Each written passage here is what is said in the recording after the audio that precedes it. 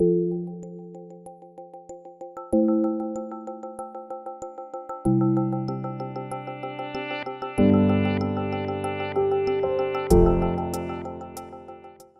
so I thought, right, if I come out of this, I've got to live with purpose. I've got to do things differently.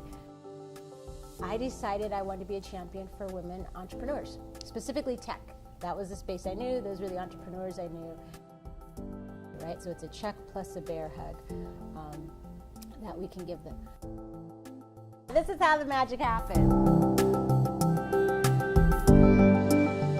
We met the first time, it was International Women's Day, then we were over here at our wonderful hosts at Thomson Reuters for a whole day celebrating International Women's Day and talking blockchain and all sorts of things. I'd love to have you tell a little bit about who you are, the journey type of thing to now, and then we'll chat more about it.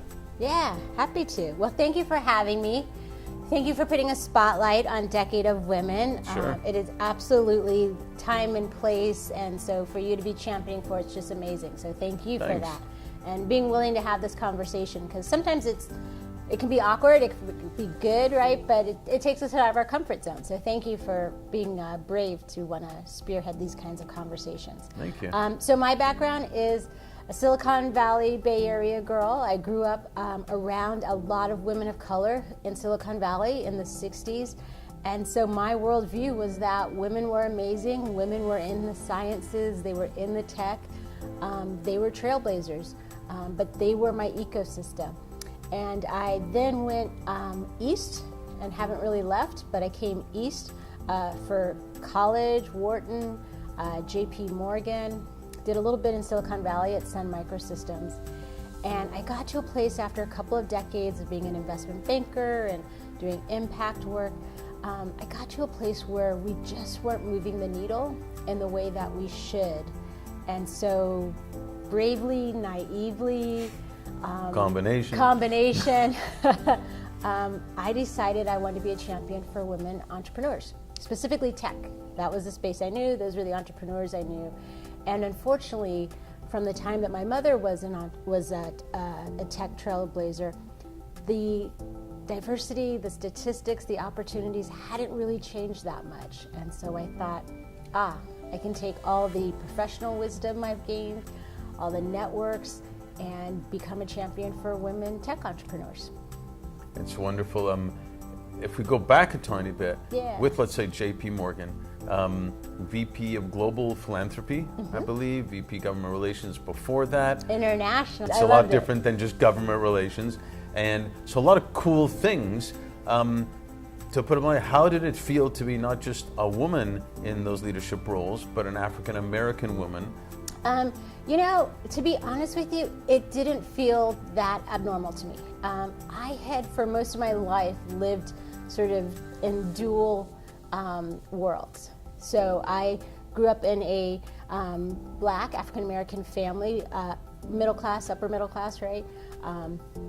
And so my schools, I was usually the only one of color at those schools.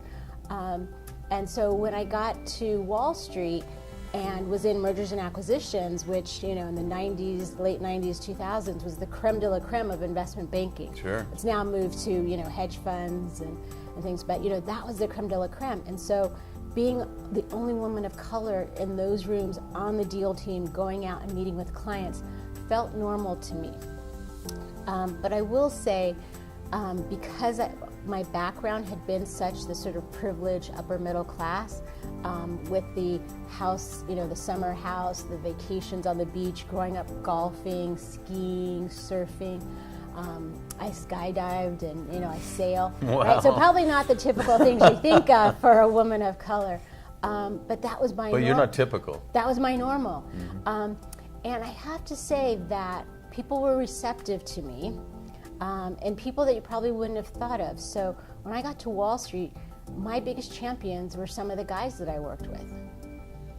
They didn't look like me, we didn't necessarily socialize together, but they were about performance, and they could cut through culture, gender, and really, you know, focus on performance. And so I was working on things like mining and metal deals, cement deals, So all these kind of old industry or mature industry, right? It wasn't the sexy internet stuff that was happening in the late 90s and 2000. I was working on some of those old industrial, so going out to Texas and, kicking some oil rigs around, right? Like that was me. So I had a great reception to it, but I also think there was this space where if you come with knowledge, if you come with credentials, that you will be taken seriously. And that to me was what I saw kind of lacking in the work that I'm doing now.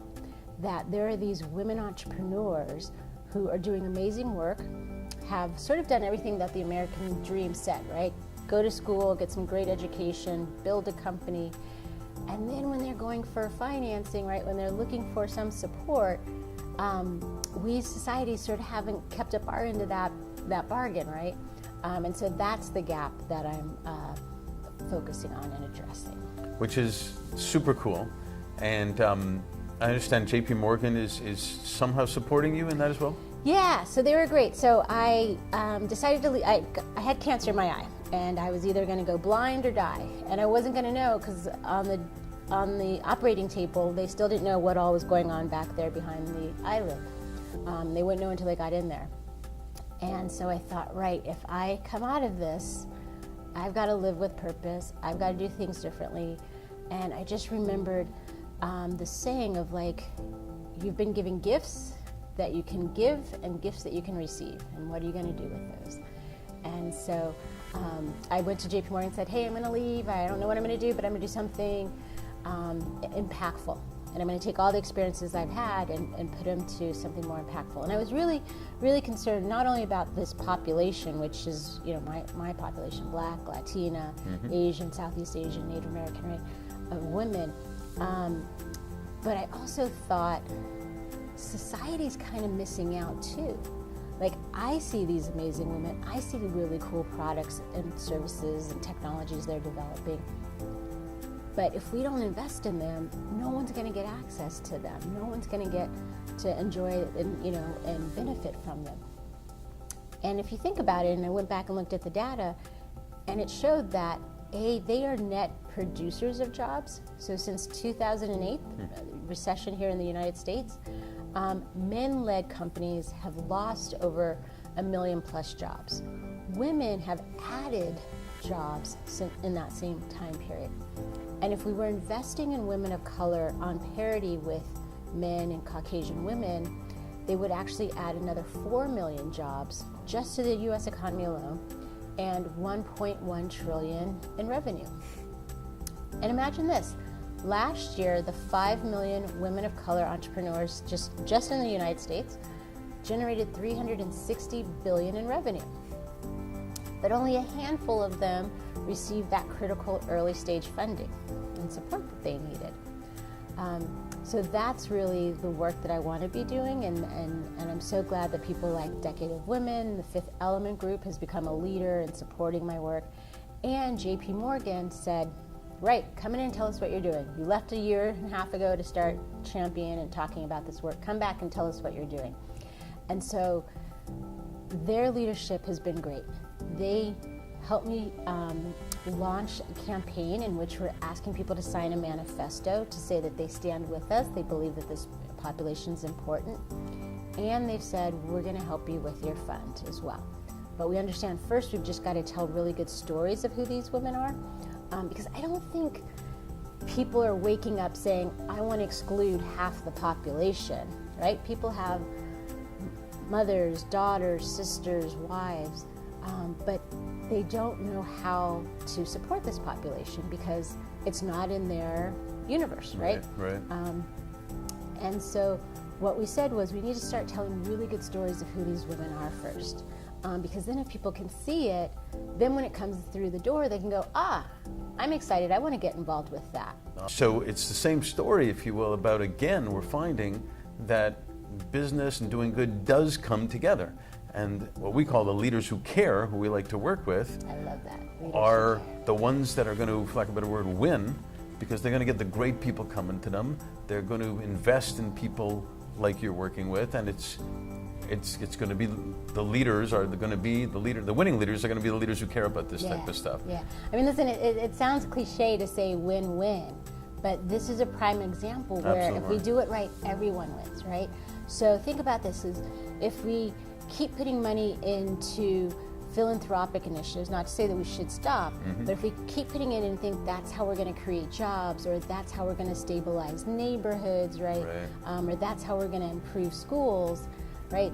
We have to think differently, because that's not the only way to get at that solution, right?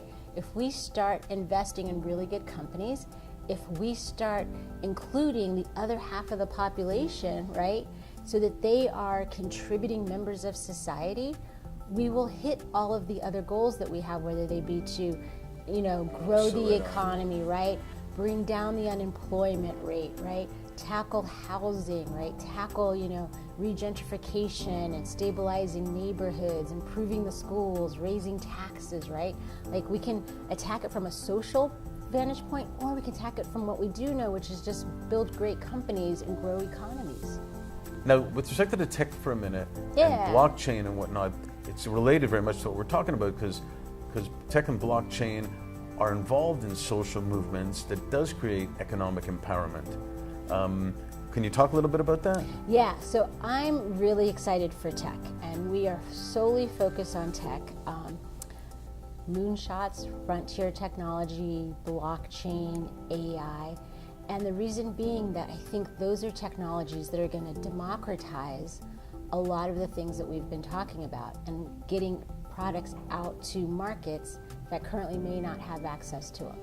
And so for me, when I think of blockchain, putting aside the currencies, the cryptocurrencies that are out there and being issued, but if we just go back to the digital ledger, the smart contracts, right, those transactions that are taking place, and I think about all the things that we can put onto a blockchain platform, right?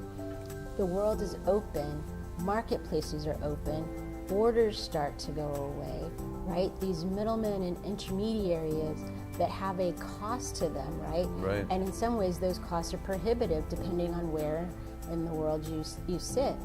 So that to me is exciting. There's an example of a woman in Atlanta. She, a woman of color, she has taken medical records and put them on blockchain. So now wherever you are in the world, you're going to be able to have access, well encrypted, well-guarded access to your medical records. Brilliant. Think how long we've been talking about mobilizing medical records, right? She's cracking the code on that. Good for her. So those are the kinds of things that I see out there that I'm excited about. The problem, though, is with that is because we haven't seen enough women in the leadership roles in those, and they're there, right? But we haven't seen enough of them in the same way that we would use them examples like we can rattle off a Zuckerberg or Sergey or Travis, right? Those sort of just roll off of our tongue. We need to start spotlighting those because they're there, they exist. And I think that there needs to be, and this is where we think we can really make a difference, is we need to show who those women are. We need to be that first investment rung for them, help them grow, and then put them out in the world for the rest of the marketplace. I think we're present. It's not the future. I think we're present about that right now. And I think when you say present, I think corporations are. I think individuals are. I think the last rung, if you will, or the last mile, in some ways is investors themselves, the venture capitalists, the markets, the financial institutions, and not for any ill will or lack of wanting to be inclusive and diverse, but these are small frontier moonshot technologies that are being built, right? And so a JP Morgan or XYZ venture fund, the beauty is they're big and they can do big deals, but we've got to sort of start small and sort of give these companies a bear hug, and that's what we can do, right? So it's a check plus a bear hug that we can give them. but corporates and individuals absolutely are ready to be there as well. And Well- that's what's exciting. So I don't feel alone in this work. Oh, you're not right? alone. I feel the There- decade of women around me, like that. You're right. There's a circle around me. It's bear hugging me. But There's a corporates get it. Individuals get it. Right? Smart companies get it. Right? Not just. Well, companies can't get it. We'll make it happen. I'm excited. All right. I'm so glad you're a part of this. This is My pleasure. I'm glad you're letting me be a part of it. this is how the magic happens.